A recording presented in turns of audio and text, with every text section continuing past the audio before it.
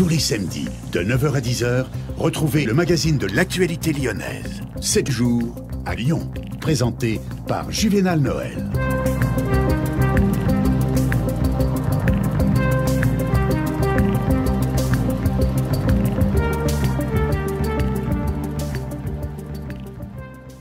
À la une de ce magazine, donc, c'est cette victoire. Une victoire, on peut la considérer ainsi.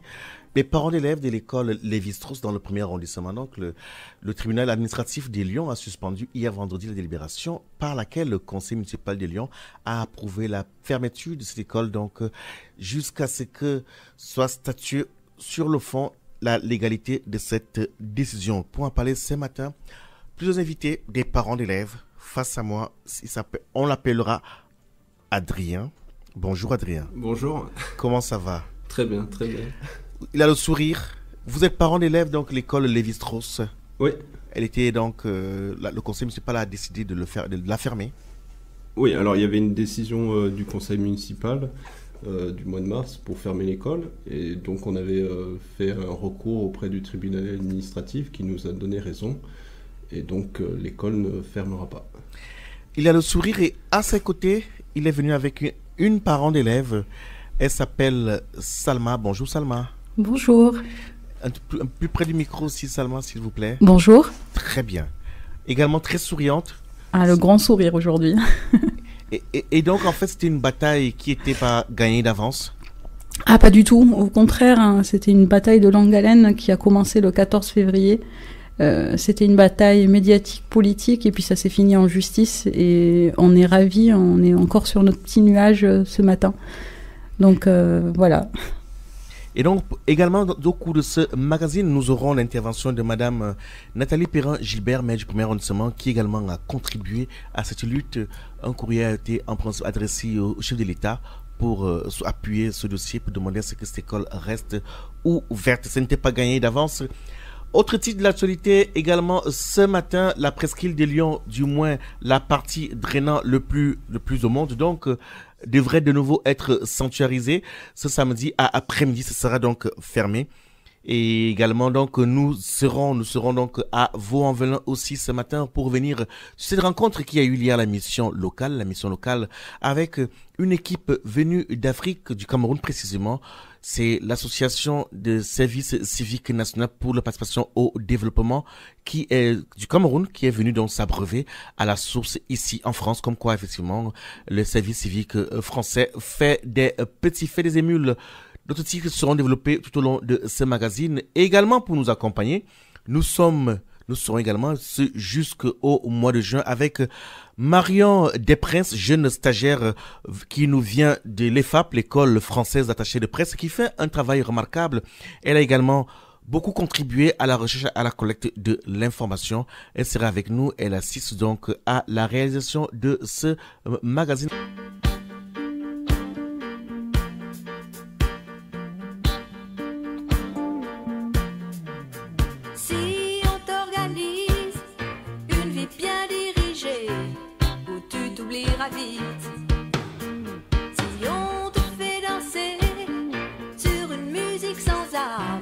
Comme un amour qu'on quitte. Si tu réalises que la vie n'est pas là, que le matin tu te lèves sans savoir où tu vas, résiste. Prouve que tu existes. Cherche ton bonheur partout. Va, refuse ce monde égoïste. Résiste. Suis ton cœur qui insiste. Ce monde n'est pas le tien. Viens, bats-toi si et persiste. Résiste. Tant de liberté pour si peu de bonheur. Est-ce que ça vaut la peine? Si on a mené à renier tes erreurs, c'est pas pour ça qu'on t'aime. Si tu réalises que l'amour n'est pas là, que le soir tu te couches sans aucun rêve en toi, résiste. Prouve que tu existes.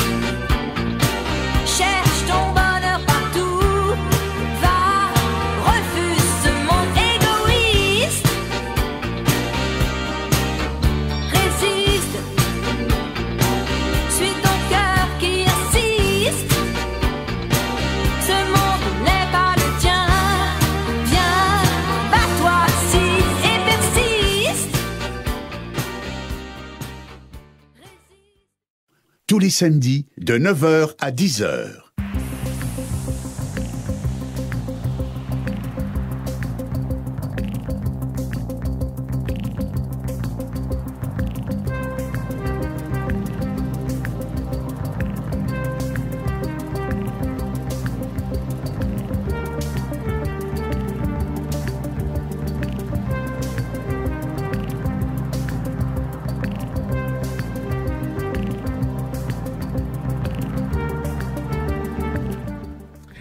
Mesdames, Messieurs, une fois de plus, bonjour. Les parents de l'école Lévi-Strauss ont bien résisté et à ce jour, ils ont le sourire. Avant donc cette présentation musicale, donc nous avons fait le tour de ce studio et on vous parlait de cette nouvelle à la une. C'est une victoire pour les parents d'élèves de l'école Lévi-Strauss dont le tribunal administratif de Lyon a suspendu hier vendredi la délibération par laquelle le conseil municipal de Lyon a approuvé la fermeture de l'établissement du premier arrondissement de Lyon. Deux parents d'élèves avec nous, il s'appelle Adrien. Rebonjour Adrien. Oui. Accompagné par Salma. Rebonjour. Une fois de plus, voilà, c'est deux parents d'élèves qui sont venus représenter dans cette école. Pour ceux qui ne connaissent pas la situation, les parents d'élèves de l'école maternelle avaient ainsi saisi la justice en référé, dénonçant donc ce qui considère comme, je cite, une procédure viciée engagée par Guy Carzol, adjoint au maire de Lyon en charge de l'éducation. Rappelons qu'en semaine, nous avons essayé d'avoir donc M. Guy Carzol, autant pour moi, pour avoir sa version de cette situation, pour justifier donc en fait clairement ce qui a poussé dans cette prise de décision. Nous n'avons pas pu l'avoir, donc son cabinet nous a fait comprendre que il est en déplacement et donc au besoin, si jamais voilà, l'équipe municipale voudrait donner son opinion durant cette émission, le micro est ouvert. Le numéro donc leur est donné, donc c'est le 04 78 21 05 95. Je répète, 04 78 21 05 95. C'est le numéro donc du standard si jamais l'équipe municipale voudrait donc réagir. Je me tourne donc vers nos invités pour comprendre qu'est-ce qui est reproché à votre structure, à l'école maternelle Lévi-Strauss. Adrien, Salma. Alors, en fait, ce qu'il faut savoir avant de répondre à cette question, c'est qu'on est dans une école du centre-ville, de l'hyper-centre-ville, qui a une situation un peu atypique. Donc, c'est une école qui existe depuis 1976, qui a toujours existé dans des bâtiments type immeuble. Et donc, du coup, c'est une école qui n'a jamais eu de cours d'école attenante. Donc du coup, cette situation préexistante depuis 1976 est totalement sécurisée avec les moyens qu'il faut qui sont mis en place. La mairie l'a mise à profit, entre guillemets, pour justifier sa décision de fermeture. Donc du coup, la mairie, en gros, présente trois arguments. Enfin, le premier argument, c'est un argument de sécurité, évidemment. On nous rabâche tout le temps des arguments de sécurité. Pardon de vous couper, Salma. Quand on dit on vous rabâche, sur quel plan sécurité concrètement? Alors, sur le plan sécurité, c'est deux plans de sécurité. Alors, ce qu'il faut savoir, c'est que le bâtiment est extrêmement sécurisé. Les pompiers sont passés, on a un rapport qui dit que l'école, il n'y a aucun problème de sécurité, mais le plan de sécurité, il y en a deux. Le premier, la cour n'étant pas à l'intérieur de l'école, ça nécessite un déplacement de nos enfants pour aller à la cour d'école. Donc du coup, la mairie a indiqué que elle n'était pas en mesure de garantir la sécurité de nos enfants pour faire les trajets. Ça, c'est le premier point. Et puis le deuxième point, elle estimait que la cour d'école, qui pour le moment de façon provisoire est au jardin des musées des Beaux-Arts, n'était pas sécurisée. Deux arguments qui, selon nous, et que la juge a confirmé du coup dans sa décision, ne tiennent pas. Les trajets sont extrêmement sécurisés, il y a un dispositif qui est mis en place, le trajet est court, il dure moins de 5 minutes, il est extrêmement encadré par du personnel ATSEM notamment et de personnel de sécurité. Et puis, est-ce qu'on peut rêver d'un endroit mieux sécurisé que le musée des Beaux-Arts? Quand je vous écoute, quand j'écoute Salma, vous qui êtes parents, oui, tout semble aux normes. Oui. Mais on va faire par une démarche de l'esprit, on va essayer de comprendre. Parce que là, on n'a pas la mairie centrale. Tout à fait. Donc, vous dites, à vous entendre, tout est ok, tout est aux normes. Qu'est-ce qui pourrait, selon vous, justifier, selon vous bien entendu, à votre avis, justifier dans cette démarche de la mairie? Alors, nous aussi, à notre niveau, on a essayé de faire cet exercice intellectuel et on a même rencontré M. Corazol à plusieurs reprises, notamment une fois qui était avant le conseil municipal, il a accepté de nous rencontrer et on lui a posé clairement la question. Et selon nous, en fait, il n'y a pas d'autres éléments que des éléments financiers ou des intérêts immobiliers, parce que ce qu'il faut savoir, c'est que c'est une partie de ces locaux-là, ils sont détenus par une SCI, et l'autre partie est détenue par la ville de Lyon, et puis évidemment, il y a une histoire de vente immobilière qui est derrière ça. À votre avis, vous pensez vraiment que la ville gagnerait à jeter dehors des enfants, juste pour les raisons immobilières? Adrien voudrait répondre. En fait, je voulais juste rajouter un élément, c'est que la ville, avant l'école Claude Lévi-Strauss, c'était une école maternelle et aussi une école élémentaire. Et il y a 3 ans, ils ont déjà fermé l'école élémentaire. Donc il y a un acharnement, une volonté de supprimer une école dans ce quartier. Et la fermeture de l'école maternelle était la suite avec les mêmes moyens, c'est-à-dire une utilisation des arguments sécuritaires pour arriver à leur fin.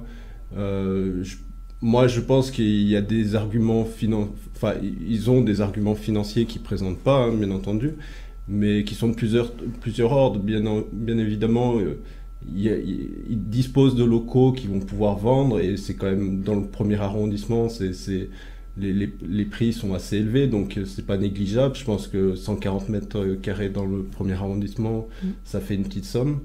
Et après, il y avait pour eux, c'est un coût, une suppression d'école, ça règle un certain nombre de lignes sur un bilan comptable. Vous pensez vraiment que la mairie, au risque d'avoir mauvaise presse, accepterait que pour ces raisons-là, de jeter dehors les enfants? Je pense que c'est un peu compliqué de spéculer, parce que même nous qui sommes dans ce combat depuis 2 mois, c'est un peu compliqué pour nous de comprendre les vraies raisons. Ce qui est sûr pour nous, c'est que les arguments qui ont été présentés aux élus et qui nous ont été apposés ne tiennent pas. On ne peut pas parler d'arguments de sécurité. Effectivement, c'est un fonctionnement un peu particulier pour cette école qui est spécifique à une école de centre-ville. Mais même nous, on n'arrive pas à comprendre pourquoi. Parce que clairement, on a démontré de façon suffisamment claire et efficace. La juge a bien vu qu'il y avait une erreur manifeste, donc du coup qu'il y avait un doute sérieux sur la légalité de la décision qui a été prise par le conseil municipal. Donc à mon avis, c'est un peu compliqué de se mettre à la place de monsieur Corazol et de ses adjoints et de se dire qu'est-ce qu'il avait derrière la tête à ce moment-là, quoi. C'est que nous, ça fait à peu près 2 mois qu'on essaie de comprendre ce qu'il avait derrière la tête, et voilà, mais on est très heureux là maintenant. 7 jours à Lyon. Tous les samedis de 9h à 10h.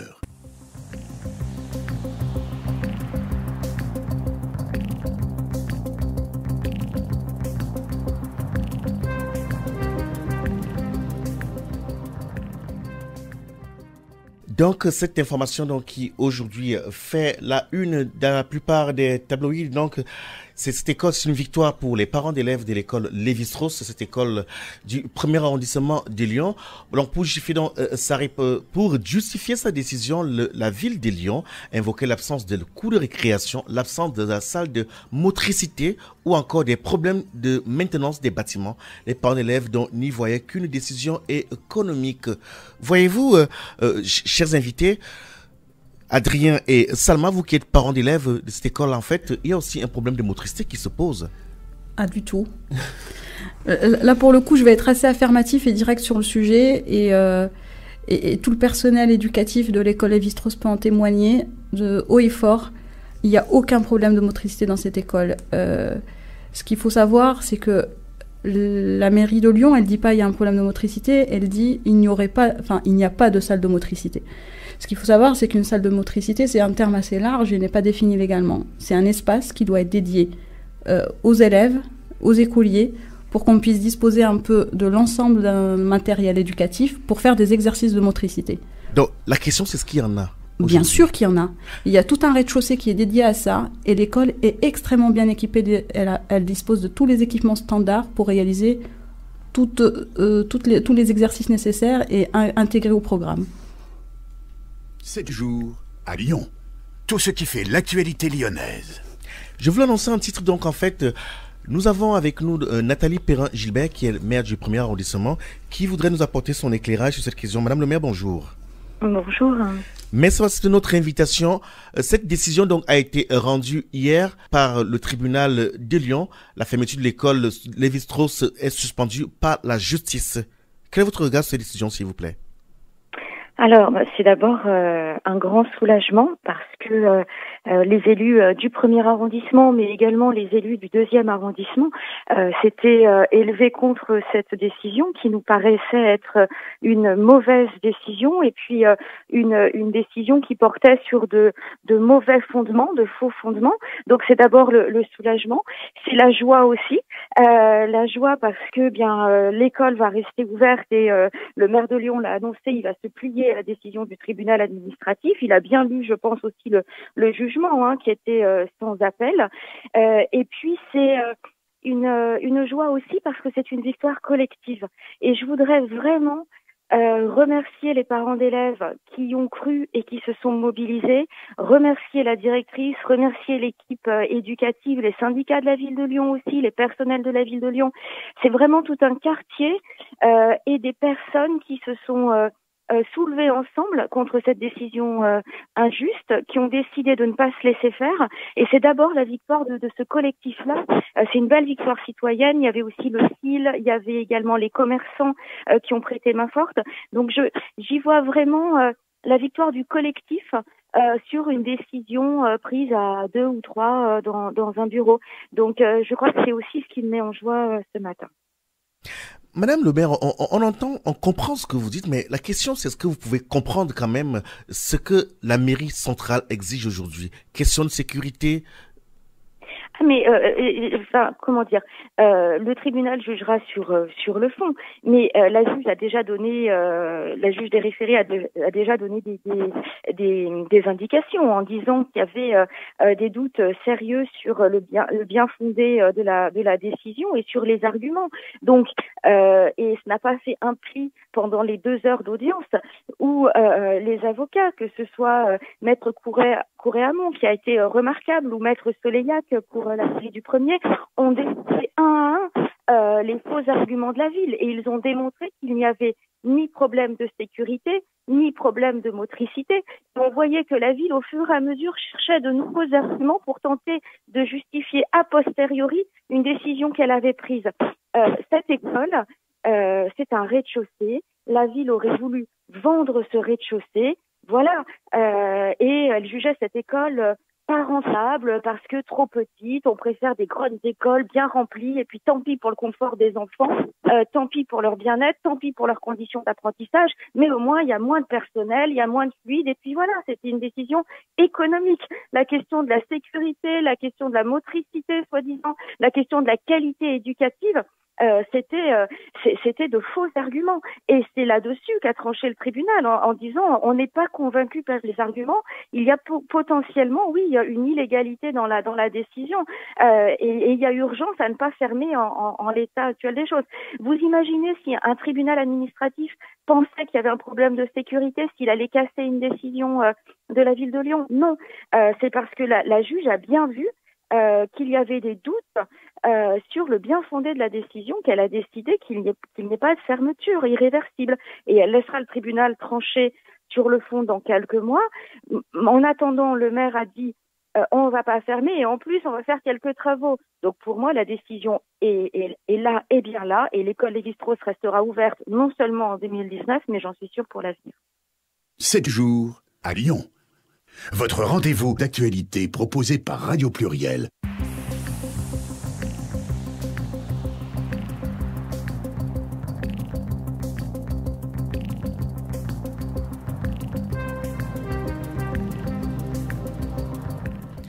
Pour ceux et celles qui se joignent à nous, qu'à ce moment, nous sommes en direct avec Madame Nathalie Perrin-Gilbert, maire du 1er arrondissement de Lyon. Elle revient donc en fait sur la suspension de la fermeture de l'école Lévi-Strauss par la justice. Elle nous éclaire effectivement sur cette situation qui, pendant un moment, a créé une crispation dans la vie des habitants, des parents, beaucoup plus les parents, parce que les tout petits sont encore tout petits, ils ne comprennent pas encore, des parents effectivement, des enfants qui sont à la maternelle de l'école Lévi-Strauss. Rappelons également que nous avons avons essayé, pendant cette émission, d'avoir Monsieur Guy Corazol, qui lui est adjoint au maire de Lyon en charge de l'éducation, pour avoir son regard sur cette procédure qui était en cours, parce que ce n'est qu'hier et hier vendredi que le tribunal administratif de Lyon a suspendu cette délibération, la délibération par laquelle le conseil municipal de Lyon a approuvé la fermeture de l'établissement. Notre souhait est également d'avoir leur regard sur la situation. Et donc, s'il y en a du côté de la mairie centrale qui nous écoute à ce moment, voici le numéro de téléphone auquel ils peuvent nous joindre. C'est le 04 78 21 05 95. Je répète, 04 78 21 05 95. Et c'est clair que pour beaucoup, c'est pour des raisons économiques que la mairie centrale a voulu fermer cette école. Et pour les parents d'élèves et pour Madame Nathalie Perrin-Gilbert, ce n'est pas tout à fait pour cela. Maintenant que cela est suspendu, en principe, Madame le maire, à la rentrée, les cours vont reprendre.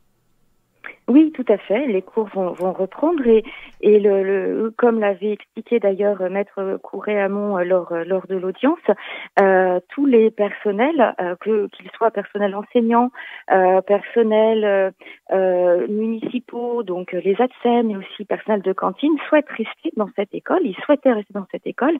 Donc la ville leur proposait d'autres affectations, mais ils avaient tous exprimé le fait. Donc hormis la directrice qui part à la retraite, mais hormis Dominique Garel, à qui je souhaite aussi rendre hommage parce qu'elle a été extrêmement courageuse et présente, eh bien le personnel va rester dans l'école et alors par contre ce qu'il va falloir faire c'est redélibérer sur les périmètres scolaires, puisque la ville de Lyon, encore une fois sans concertation avec les mairies d'arrondissement ni avec les parents d'élèves, avait fait de nouveaux périmètres scolaires entérinant la décision de fermeture de l'école. Donc on va revoter de nouveaux périmètres scolaires et en septembre, les élèves pourront continuer leur scolarité à l'école Lévi-Strauss ou alors la démarrer pour les plus petits et on s'en félicite.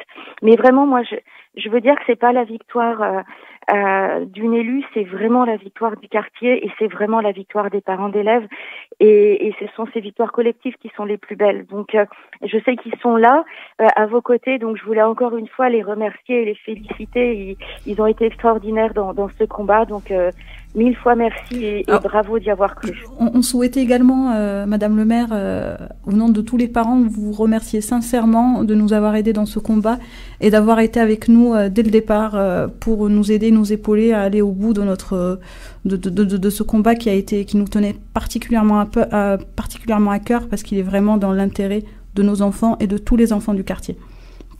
C'est l'intérêt général, en effet. Ouais. Merci à vous. Mais vraiment bravo. Ouais. Donc, nous allons poursuivre. Merci, Madame Nathalie Perrin-Gilbert, pour cet éclairage. Et donc, on parle de travaux. Bonne matinée. Oui, pardon, excusez-moi. Allez-y, on parle de travaux qui sont annoncés par la mairie centrale. Oui. Alors, je sais pas, je pense que le maire de Lyon en dira un peu plus dans quelques temps. Je crois que, alors, j'ai lu dans la presse, parce que j'y suis pas conviée, mais c'est pas grave, j'ai l'habitude. J'ai lu dans la presse qu'il allait rencontrer les enseignants et les parents d'élèves lundi. Voilà, donc je pense qu'il va y avoir un petit bilan qui va être tiré de cet épisode, qui a quand même été rapide, hein, parce que, les parents d'élèves recevaient un courrier le 19 février, c'est voté au forceps le 25 mars. Finalement, le tribunal rend public son jugement le 3 mai. Donc tout est allé très vite. Donc maintenant, il va falloir qu'on se pose autour de la table et qu'on regarde un petit peu ce qu'il faut faire pour que les conditions d'enseignement soit pleinement satisfaisante, mais il faut pas grand-chose pour que tout continue bien et surtout si en effet moi je souhaite que l'école que la cour de récréation puisse être maintenue provisoirement au sein du musée Saint-Pierre et puis surtout qu'avec la métropole, qu'avec Lyon Parc Auto et la ville de Lyon, on travaille à l'aménagement satisfaisant de la cour d'école sur les quais de Saône, comme c'est prévu, comme ça avait été voté en 2012 et revoté en 2018 à la métropole, et qu'on améliore ce qui peut être amélioré. Voilà, donc maintenant c'est ce qu'il faut regarder avec la ville de Lyon, et je pense que les déclarations du maire allaient dans ce sens. Voilà, il a repris un petit peu de sagesse, on va dire. Apparemment, il y a un parent d'élève qui veut réagir en studio, allez-y. Je pense qu'on est en train de savourer ce moment-là qui a été extrêmement important pour nous et je pense qu'on est aussi là pour remercier toutes les personnes qui nous ont épaulés. On aimerait le faire, quand même prendre le temps de le faire. La première personne qu'on aimerait remercier, c'est Mélanie Courant-Amand, effectivement notre avocate et super maman, qui a été exceptionnelle. Je pense qu'on voudrait vraiment lui rendre hommage. On voudrait aussi rendre hommage à Dominique Garel, effectivement, la maîtresse et la directrice de l'école, qui lui tenait extrêmement à cœur de partir dans de bonnes conditions, et je pense qu'on lui a fait un très beau cadeau de départ à la retraite. Elle était émue aux larmes hier, donc suite à cette décision. Puis je laisse Adrien adresser nos remerciements, notamment à tous les politiques qui nous ont soutenus, qu'on aimerait vraiment, vraiment, vraiment remercier, parce que c'était un combat qui a été très long. Oui, parce que dans ce combat, on a été épaulé de toutes parts par les politiques de tous bords. Donc voilà, je vais pas tout citer, mais globalement, c'était les Républicains. On a été écouté par Madame Dominique Nachuri. On a été écouté par les indépendants, le groupe Les Indépendants au conseil municipal et le maire Monsieur Denis Broliquier.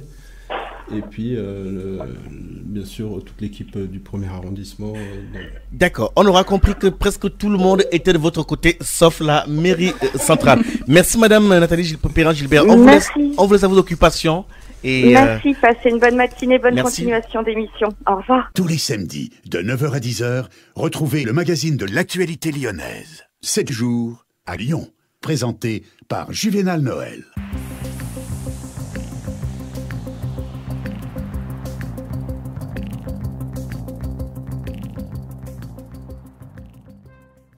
Une fois de plus, bonjour et merci d'être des nôtres dans ce magazine. Nous sommes rentrés dans la deuxième moitié de cette émission. Nous allons prendre tout un autre sujet. C'était cette rencontre qui a eu lieu donc hier. C'était donc à la mission locale de Vaux-en-Velin. C'était au cœur de la ville. Engagement et citoyenneté, c'est à l'occasion de la présentation du projet d'échange de jeunes à l'initiative de l'Association pour le développement solidaire par le sport. Non, je me trompe, et de la mission locale, une journée d'échange et de rencontres sur le thème de volontariat, service civique et la mobilité. Solidarité internationale est également organisée hier. Pour donc nous éclairer ce matin, nous sommes avec monsieur Stéphane Bonbrun. Lui, il est conseiller pédagogique. Bonjour monsieur Bonbrun. Bonjour. Comment allez-vous? Très bien, merci. Depuis hier. Depuis hier. C'est vrai que sans vous forcer la main, c'était quand même pas évident de vous avoir ce matin, vu votre agenda, et vous avez accepté de répondre à nos questions. Pour comprendre déjà votre structure, la DRDJSCS, qu'est-ce que c'est? Alors, j'ai bien conscience que c'est extrêmement compliqué pour le grand public.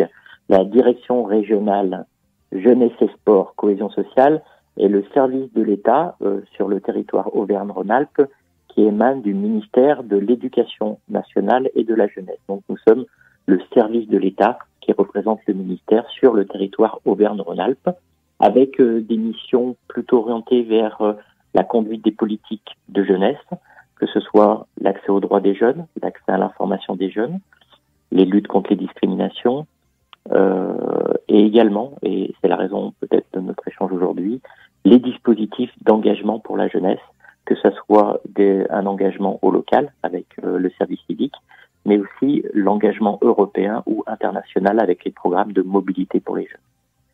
Donc, il y avait dans cette rencontre avec la mission locale de Vaux-en-Velin, et c'est un de vos homologues qui sont venus d'Afrique pour s'abreuver à la source sur votre manière de faire. Qu'est-ce qui fait la force, en fait, de ce secteur aujourd'hui au niveau de la France?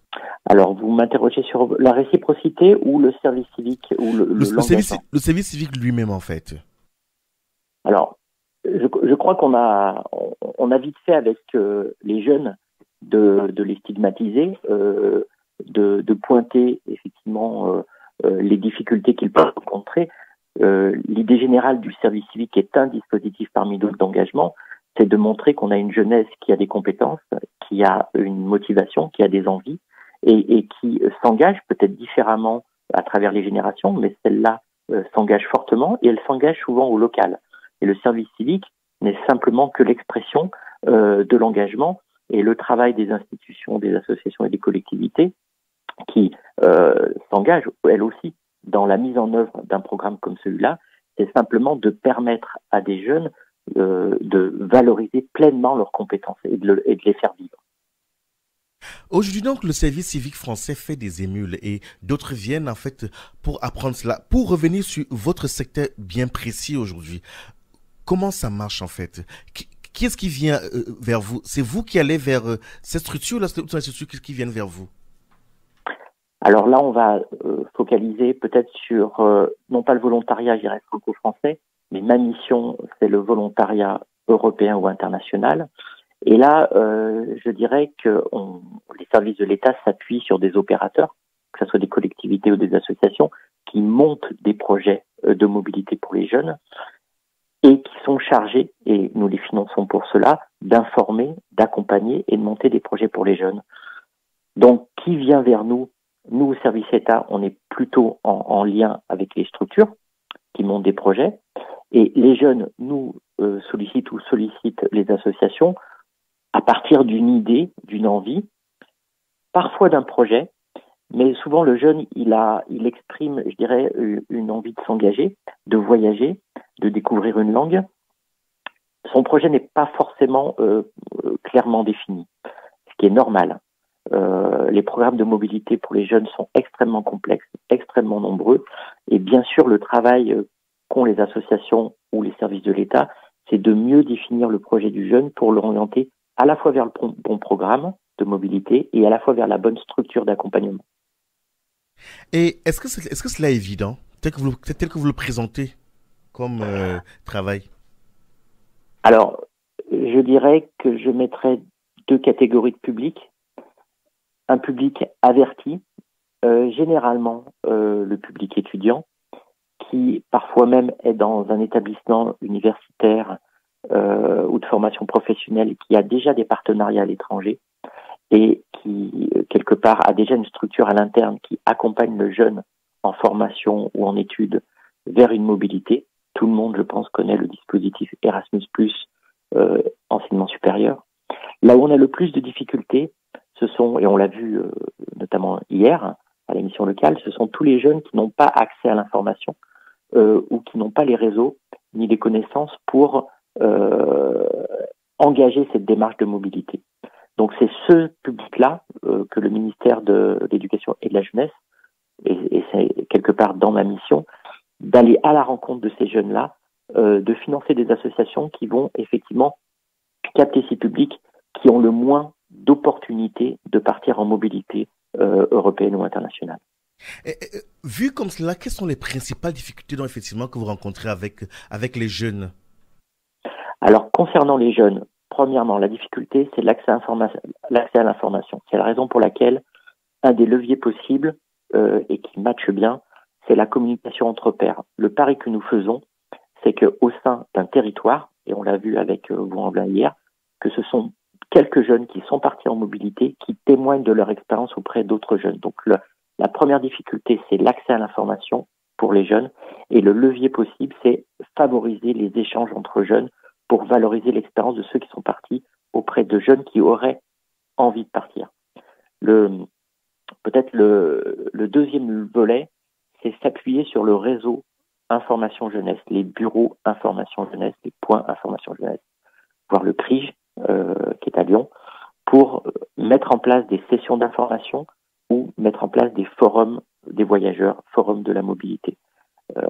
C'est aussi important de partir des réseaux d'acteurs et des réseaux de professionnels de l'information sur les territoires. Pour ce qui est des jeunes, les freins éventuels, ce sont à la fois des freins, je dirais, de linguistique. Les jeunes ont peur de partir parce qu'ils ne maîtrisent pas la langue. Et c'est étonnant parce que les jeunes européens ou internationaux que nous accueillons en France n'ont pas cette peur-là. On a vraiment l'impression d'un blocage franco-français. Peur d'aller à l'étranger parce qu'on maîtrise plus ou moins bien la langue. Nombreux sont les expériences de jeunes Européens qui viennent en France sans maîtriser la langue et qui, au bout de 5-6 mois, parlent le français. Donc le pari que nous faisons pour ces jeunes Français de nos territoires, c'est de développer, et on l'a évoqué avec les jeunes hier. Mais est-ce que dites-moi, Monsieur Bombrun, mais est-ce que c'est évident, en fait, ce travail-là? Parce qu'en fait, pourquoi je pose cette question, j'insiste un tout petit peu parce que, par exemple, hier, la salle au niveau de la mission locale de Vaux-en-Velin, il n'y avait pas tant de jeunes que cela, mais on imagine quand même le nombre de jeunes qui est dans le besoin de ce type de formation. Alors, beaucoup de jeunes, quand ils ont une information, ont l'envie, peu passent à une démarche de projet, car c'est quelque part préparer un départ en mobilité prend du temps. Il faut s'y prendre au moins 5-6 mois à l'avance, être bien accompagné, parce qu'il y a une structure d'accueil, et il faut que la structure d'envoi qui envoie le jeune prenne contact, s'assure de la qualité de la mission, s'assure de la qualité de l'hébergement du jeune. Donc, on n'est pas dans l'immédiateté quand on prépare un départ en mobilité. Et les jeunes, souvent, passent de l'idée « j'ai envie » à « je veux tout de suite que ça se fasse ». Et on a une perte de motivation du jeune dans le temps, mais c'est la règle sine qua non pour partir. Donc ça aussi, il faut qu'on comprenne de part et d'autre que le projet se prépare dans le temps. Pour ceux et celles donc, qui se joignent à nous, ce matin, nous sommes avec Stéphane Bonbrun. Il est conseiller, il est en service à la DRDJSCS Auvergne-Rhône-Alpes. Pardonnez-moi, c'est un tout petit peu long. Et donc, il essaie de nous faire comprendre ce qui fait la difficulté aujourd'hui de nos jeunes par rapport à l'engagement citoyen, par rapport au service civique, qui aujourd'hui est une bonne porte pour ces jeunes qui, par exemple, n'ont pas eu la chance de pouvoir poursuivre une bonne scolarité ou sont un peu perdus, sont à la recherche de leur voie pour construire un projet de vie. Quel message envoyez-vous, M. Bonbrun, à ceux et celles qui nous écoutent ce matin? Pardon, vous pouvez répéter Quel la message, fin de votre en substance, pouvez-vous envoyer donc à ces jeunes qui nous écoutent ce matin, s'il vous plaît? Alors, je dirais que on essaye de construire un réseau d'acteurs qui donne sa chance aux jeunes dans une période de leur vie où, alors vous parliez effectivement des jeunes qui sont peut-être en décrochage scolaire, je dirais qu'ils sont peut-être dans une phase de latence, qui se posent des questions, qui ne veulent pas rester inactifs, mais qui n'ont pas encore décidé précisément de la voie qu'ils veulent prendre. Pour autant, ce sont des jeunes qui veulent s'engager, qui veulent monter en compétence, et on construit des réseaux, effectivement, des missions de volontariat avec les associations et les collectivités pour leur permettre de vivre pleinement cette période un petit peu de pause dans leur parcours, pour les réengager après, j'irais, dans une réorientation professionnelle ou une réorientation en formation ou scolaire, en ayant de meilleurs outils, de meilleures compétences et une meilleure estime de soi. Et tout le travail que nous faisons avec des formations tuteurs sur le service civique de manière très régulière, c'est de valoriser les compétences de jeunes. Merci Stéphane Bonbrun pour votre éclairage. Je rappelle à ceux et celles qui se joignent à nous qu'à ce moment que vous êtes conseiller donc pédagogique en service à la DRDJSCS Auvergne-Rhône-Alpes. Vous étiez donc présent hier à la rencontre sur l'engagement et la citoyenneté organisée par la mission locale de Vaux-en-Velin. Bonne journée. Merci à vous de m'avoir permis de m'exprimer. 7 jours à Lyon. Votre rendez-vous d'actualité proposé par Radio Pluriel.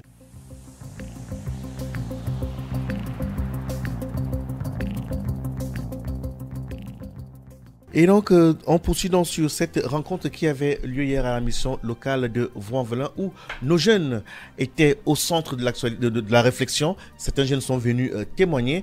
Et je vous disais donc à l'entame que le directeur général de l'Agence du service civique national et des participations au développement du Cameroun a fait le voyage pour venir s'abreuver à la source là avec nous ce matin. Il nous explique les raisons de son déplacement. Monsieur Taossi, bonjour. Bonjour, monsieur Juvenal. Comment allez-vous? Très bien. Donc, pour comprendre, pourquoi partir de si loin pour venir apprendre en France en ce qui concerne le service civique? Alors, la raison de notre voyage, c'est de venir mutualiser nos expériences en termes de service civique national de participation au développement pour pouvoir nous abreuver de l'expérience de la France et en même temps rechercher des partenaires pour pouvoir nous aider à grandir dans notre structure. Je voudrais rappeler que le service civique camerounais est un dispositif d'engagement socio-professionnel des jeunes qui a pour mission de développer chez les jeunes l'esprit patriotique, l'esprit entrepreneurial et de promouvoir en eux la capacité de pouvoir gérer la République dans les prochains jours. Parce que vous vous en doutez, les jeunes sont les dirigeants de demain. Et il faut leur inculquer un certain nombre de valeurs, un certain nombre de compétences qui pourront les amener à être des citoyens responsables sur qui leur pays peut compter pour pouvoir assurer son développement.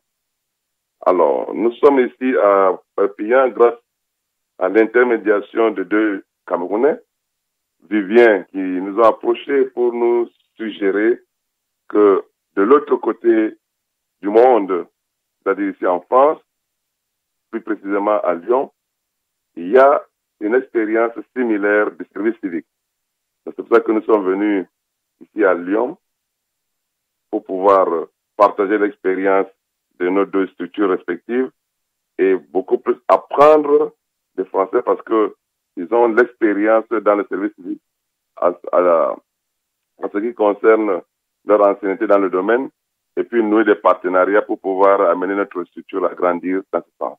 Monsieur Taoussi, pardonnez-moi de vous couper. Je voudrais comprendre. Vous venez apprendre, mais j'ai envie de dire, qu'est-ce que vous pouvez apporter dans cette rencontre-là entre l'expérience française et la vôtre? Qu'apportez-vous, s'il vous plaît? Alors, nous, on a un service civique spécial. C'est-à-dire? Notre service civique au niveau du Cameroun a sa spécificité.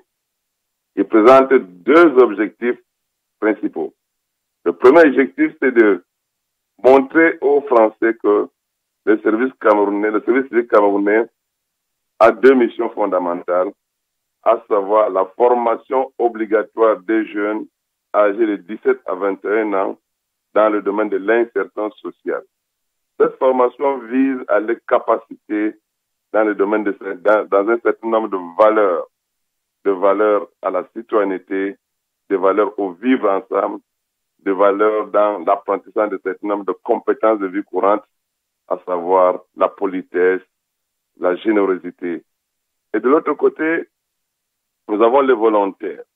Les volontaires du service civique camerounais ont cette particularité de présenter trois facettes. La première facette, c'est qu'il y a des volontés de production, c'est-à-dire que ce sont des jeunes qui s'engagent aux côtés du service civique camerounais pour pouvoir développer les activités génératrices de revenus. À ce niveau, nous fixons les jeunes d'une commune X dans la production agricole. Ils choisissent eux-mêmes délibérément les spéculations qu'ils veulent développer et nous les accompagnons en aménagement des espaces, en mettant à leur disposition des intrants agricoles, en mettant à leur disposition des techniciens en agriculture, en élevage, pour pouvoir les accompagner dans cet itinéraire technique. Et à côté de là, nous leur donnons des capacitations en termes de secourisme, en termes de protection de l'environnement, en termes de travaux d'intérêt général. Bien, monsieur Taoussi, pardon de vous couper, mais au final, en fait, votre service civique national tel que vous le décrivez n'a rien à voir avec ce qu'on a au niveau de la France. Tout à fait. Mais sinon, il y a des croisements qui se font. Des croisements qui se font dans le sens de l'engagement volontaire. Ça, c'est le premier point de départ. Donc, ce que nous voulons améliorer au niveau de notre dispositif d'insertion socio-professionnelle au niveau du Cameroun, c'est de voir quel est l'itinéraire que le service civique français met en œuvre pour les jeunes, comment ça se passe, comment les jeunes sont-ils rémunérés, comment ils s'engagent dans leur activité. Et c'est dans ce sens que nous voulons aussi profiter de cette expérience française pour pouvoir améliorer le dispositif camerounais. Bien, monsieur Taoussi, pardon de vous couper une fois de plus. En ligne avec nous également, nous avons monsieur Vivien Gatchezi, qui lui est le président de l'Association pour le développement solidaire et social. Il est effectivement l'un de ceux qui ont œuvré pour faciliter la rencontre entre la mission locale de Vaux-en-Velin et votre structure. Monsieur Gatchezi, bonjour. Bonjour, monsieur Juvenal Noël. Alors, pour comprendre, en fait, on voit aujourd'hui le rapprochement qui s'est fait entre cette structure camerounaise et les services français. Sincèrement, est-ce que cela est évident? Je vous remercie déjà pour la sollicitation et me permettre justement de pouvoir évoquer le rôle que joue l'Association pour le développement solidaire et social justement dans le cadre des actions qui sont menées à l'international.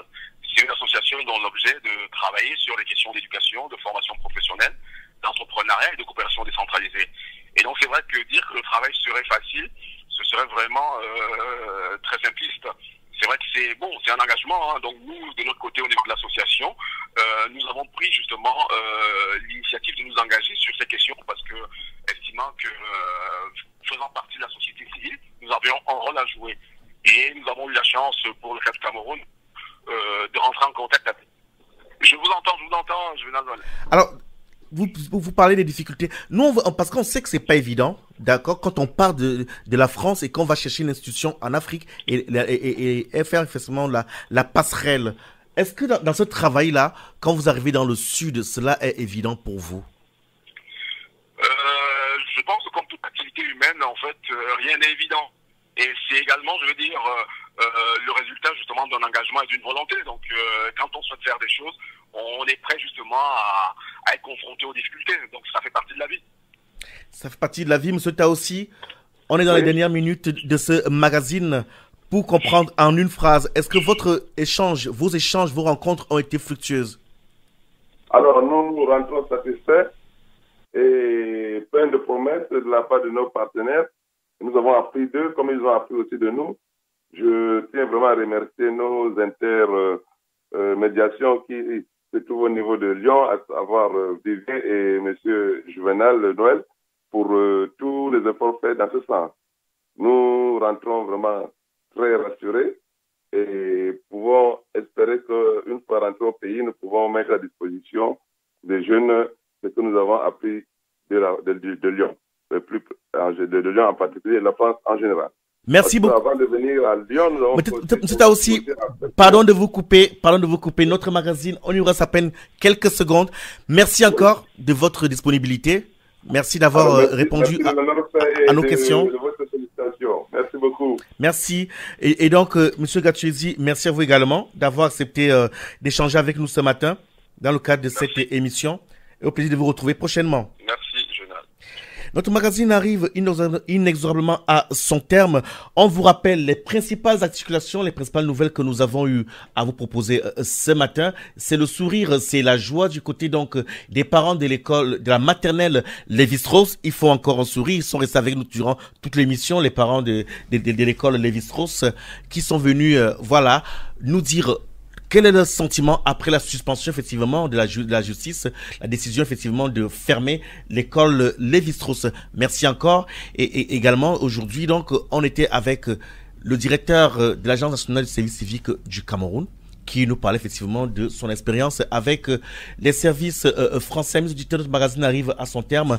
Merci également à Marion Desprinces, jeune stagiaire qui nous vient de l'EFAP, l'école française attachée de Fraisse, qui a abondamment contribué donc à la réalisation de ce magazine. On se retrouve samedi prochain pour une autre édition de 7 jours à Lyon.